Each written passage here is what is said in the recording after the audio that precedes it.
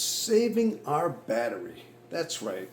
Saving our energy. How important that's going to be. That's going to be the today's discussion. Is how we can hold on to some of our battery life. How you doing, people? This is Tom, and welcome back to the INFJ experience. All right.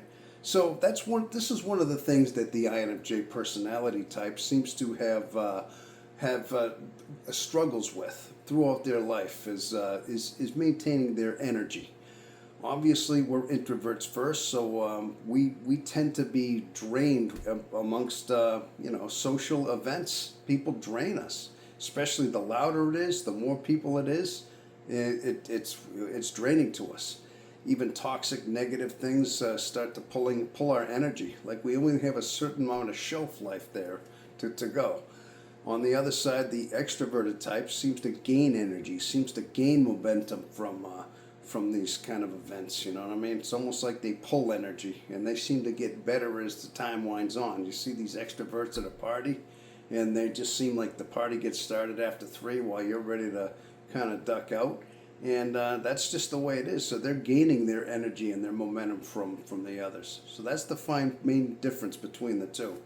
But as far as maintaining our energy and how it's important and how can we do that? Well, first of all, now that we have known, now that you are aware of your personality type, I mean, that's the first step. Just understanding that you're an introvert, just understanding that you have these. And maybe you've already found this out, you know that you're not the type. You're not the type to go to a party for a very long time. Or maybe for this part, you duck invitations altogether and you don't even show up. But there's going to be certain times and events where you're going to want to go or almost have felt obligated to go. So how do you hold on to things? Well, for one thing, always have it in the back of your mind. Now that you know your personality type and know these things, is just to know that you have a limit. You're not going to go all night like everybody. I mean, I suppose you could, but it might cost you in the long run. But just understanding a limit and knowing some of your cues where you're gonna start losing your energy.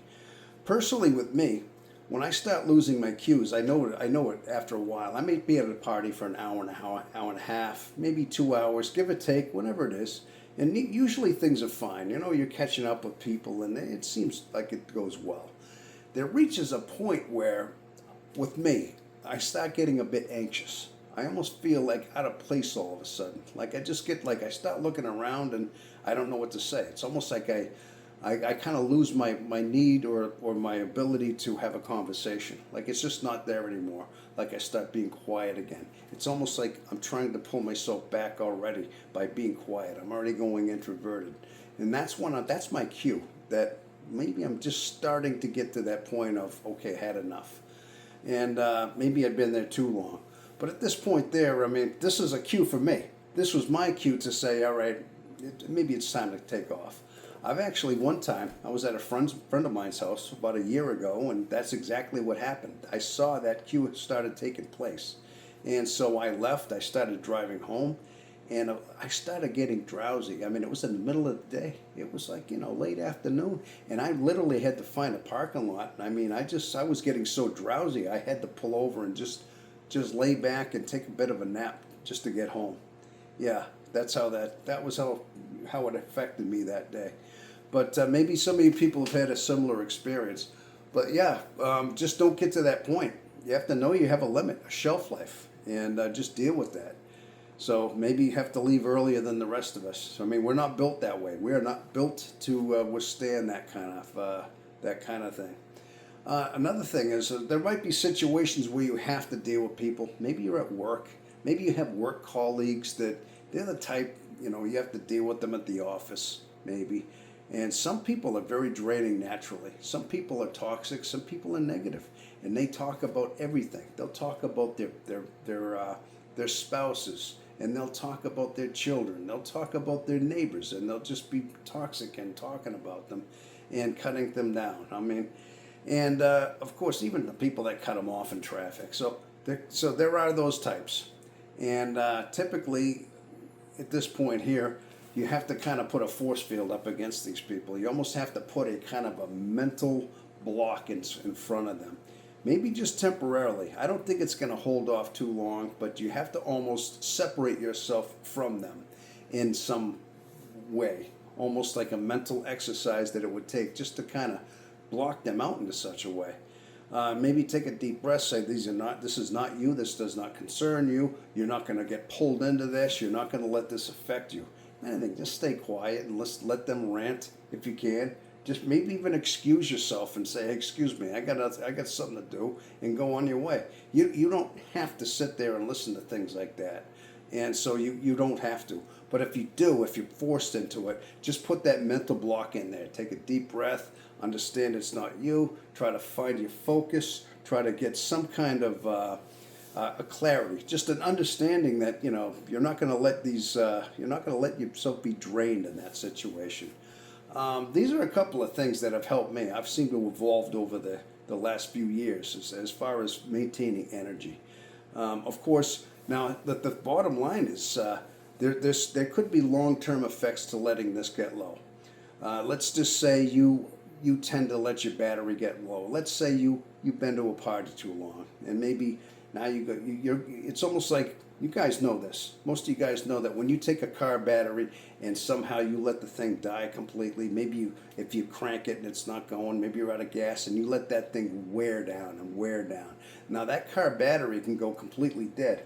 Now the thing is, you go to charge that. You put that on a charging system, and that battery's never the same anymore. That battery pretty much is spent, and it needs to be replaced. Well, that's what happens with us. We have a lot of catch up to do. Once your battery wears to a certain point, it may take several days, maybe weeks even, to recatch. And so it's not going to be an overnight thing if you let them bleed down. It's kind of like the car battery. So this could lead to burnout. It could lead to exhaustion. This could affect your sleep habits. You might stay up in the middle of the night. You may not get enough sleep. You're going to wake up tired in the morning. Yeah, that's another thing. I mean, we're tired a lot because of this, because of these burnouts. It'll just burn us out all the time. And fatigue. Then we might not start eating as well. Because you're burned out, you're dragging behind a little bit, you're not eating as well. It could affect your job, because now all of a sudden you're not at peak performance. You go to work and all of a sudden you're just not doing tasks like you should have, like you were. So it's going to affect everything. So these things have a long-term effect. This isn't just a one-time thing.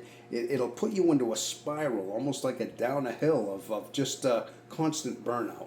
And if this happens and you're in a burnout situation, it might have to go. You might have to go into your bunker in order to get it back, and we want to avoid that if we can. I mean, obviously, there's the bunker where we're isolating, self-isolating, and that's a last resort, and that's our last way of coping. And so we want to avoid the bunker zone if we can. But that's some of the long-term effects will happen if you let the battery get down too long, and so it's almost better just to maintain it and keep it healthy along the way. Well, anyway, people, I'm sure I could add more to that, but I think that covers pretty much for this one video today. And well, anyway, people, I hope you enjoyed that, and I'm glad you attended, and I hope you saw this through to the end. But yeah, please subscribe to my channel and give me some thumbs up, and give me some comments on the bottom and tell me you like this content. And I'm gonna just like to make more of these, and I'd like to build a community in INFJ, so we have a refuge. We have a place to go where we fit in around here. Yeah, we're the type we don't fit in a lot of places, but I'd like to think we can fit in right here. Okay. So anyway, please help me out, and I'll see you on the next video. Thank you so much, and have a wonderful rest of your life.